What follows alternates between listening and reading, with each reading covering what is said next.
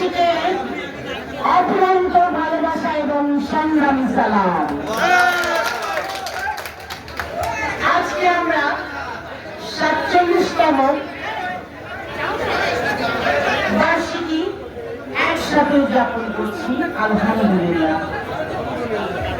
সমগ্র বিএনপি অঙ্গ সংগঠন সহ সকলেই উপস্থিত এবং আমাদের সহযোদ্ধা সহকর্মী সকলকেই আমার সংগ্রামী সালাম, সংগ্রামী অভিনন্দন। আচ্ছা, চিন্তা করো না, সবাইকে দেখার সুযোগ করে দেন, আপনারা কথা শোনারও সুযোগ করে দেন।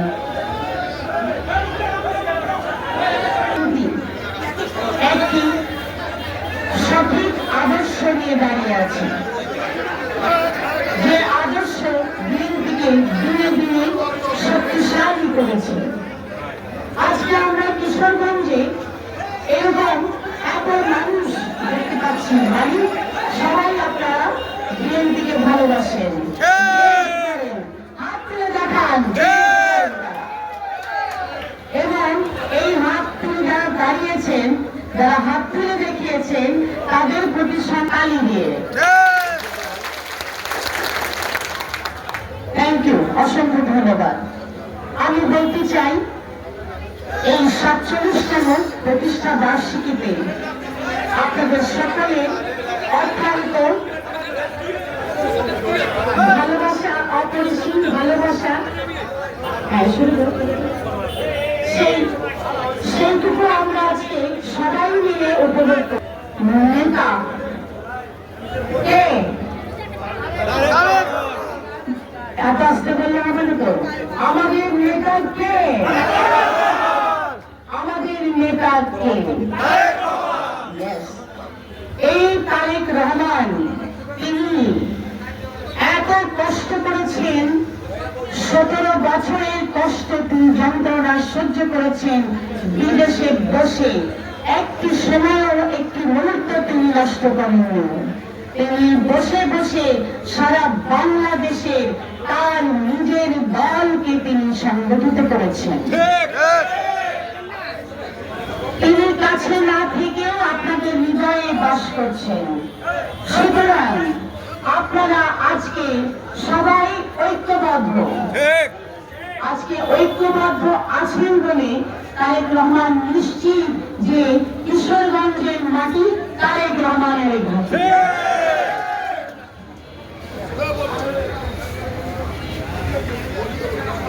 আজকের এই ঐতিহাসিক মুহূর্তে আমি গভীর আবেগ ও গর্ব আনন্দের সঙ্গে আপনাদের সামনে দাঁড়িয়েছি। গর্ব নিয়ে আমাদের প্রিয় নেত্রী বিএনপি চেয়ারপারসন বেগম খালেদা জিয়ার একান্ত সহচর, দেশ নেতা, বীর যোদ্ধা, বীর মুক্তিযোদ্ধা, সেনা রাষ্ট্রপতি জিয়াউর রহমান, আমাদের তার সুযোগ্য উত্তরসূরি দেশের জনপ্রিয় নেতা তারেক রহমানের মুক্তি হয়েছে। গতকাল একটি ছিল কারামুক্তি দিবস। কি কারামুক্তি দিবস? জোরে বলেন। কারামুক্তি দিবস। ইয়েস, সেই কারামুক্তি দিবসে আমরা ঢাকায় একটি অনুষ্ঠানে, আমি এমার্জেন্সি চলে গিয়েছিলাম, প্রেস ক্লাবে সেই অনুষ্ঠানটি হয়েছে। তারেক রহমানের এই মুক্তি শুধু একটি মুক্তি নয়, রাজনৈতিক ঘটনা নয়, এটি বাংলাদেশের গণতন্ত্রকামী মানুষের বিজয়ের দিন। তারেক রহমান হচ্ছে সেই মানুষ যিনি বাংলাদেশ জাতীয়তাবাদী দলের আদর্শকে প্রজন্ম থেকে প্রজন্মে পৌঁছে দিয়েছেন। আর অদম্য দূরদর্শী নেতৃত্ব, তার দূরদর্শী নেতৃত্ব, অদম্য সাহস আর অক্লান্ত সংগ্রামের প্রতীক তিনি। নিপীড়ন, মিথ্যা মামলা, ষড়যন্ত্র কোনো কিছুই তাকে দমিয়ে রাখতে পারেনি এবং প্রতিটি বাধা তার নেতৃত্বকে আরো দৃঢ় ও উজ্জ্বল করেছে। তিনি তারুণ্যকে ভালোবাসেন, তাই আমাদের জাতীয়তাবাদী দলের ধানের শীতের ভোট তারুণ্যের জন্য হোক। আমি সকল কিশোরগঞ্জের সকল তরুণদেরকে আহ্বান জানাচ্ছি, আপনারা আসুন, তারেক রহমানের সঙ্গে দাঁড়িয়ে যান। আপনাদের হাত তারেক রহমানকে শক্তিশালী করবে এবং এই হাত হবে সবচেয়ে বড় হাতিয়ার। যতই ষড়যন্ত্র হোক, ষড়যন্ত্র আমরা দেখেছি, আমরা বিগত দিনে দেখেছি, 47 বছরেও দেখেছি, লাস্ট সর্বশেষ আমরা 17 বছর দেখেছি। কি কোন ষড়যন্ত্র কি কিছু করতে পেরেছে? ফ্যাসিস্ট সরকার কি রেখেছে? ফ্যাসিস্ট সরকার কিছু করতে পেরেছে? পারেনি। যেখানে আল্লাহর রহমত আছে, আল্লাহর নিয়ামত আছে, বেগম খালেদা জিয়ার দোয়া আছে, শহীদ রাষ্ট্রপতি জিয়াউর রহমানের দোয়া আছে, তারেক রহমানের অক্লান্ত পরিশ্রম আছে, তাকে কে বাধা দিতে পারে? কেউ পারে না। সুতরাং যেভাবে আমরা জয়ী হয়েছি, আমাদের দল জয়ী হয়েছে, দিনের পর দিন টিকে আছি, আজকে এই দলকে কোন ষড়যন্ত্র কিচ্ছু করতে পারবে না ইনশাআল্লাহ।